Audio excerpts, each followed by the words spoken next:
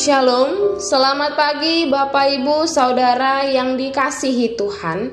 Selamat berjumpa kembali dalam Mutiha Hanguluan Renungan Harian pagi ini, Senin 27 Mei 2024. Dengan bacaan Alkitab dari 1 Timotius pasal 3 ayat 14 hingga 16.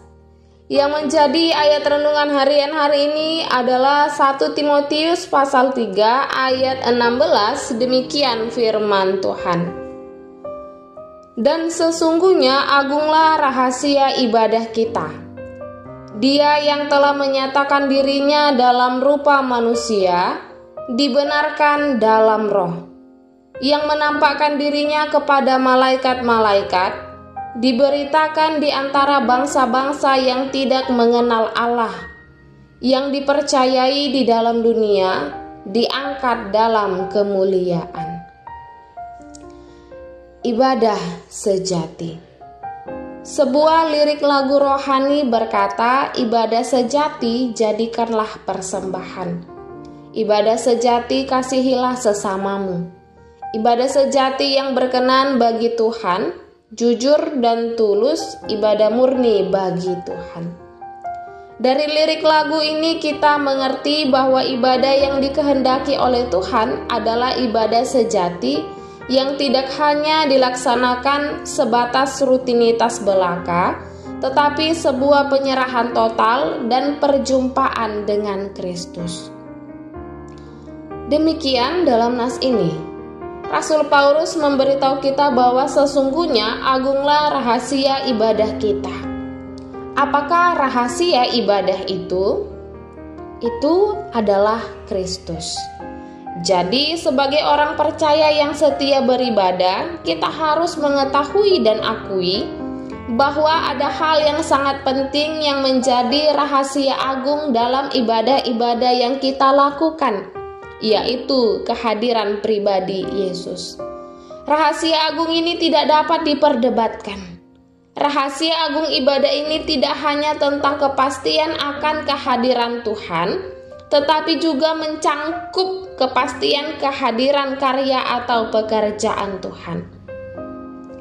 Artinya, saat kita beribadah yang kita alami bukan sekedar kehadiran pribadi Yesus, tetapi juga karya-karyanya yang ajaib melalui pekerjaan Roh Kudus.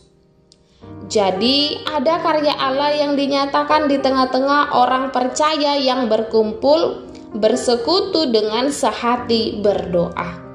Roh Kudus hadir untuk mengerjakan perkara-perkara luar biasa dalam ibadah umatnya. Terjadi secara langsung, pribadi lepas pribadi maupun keluarga lepas keluarga.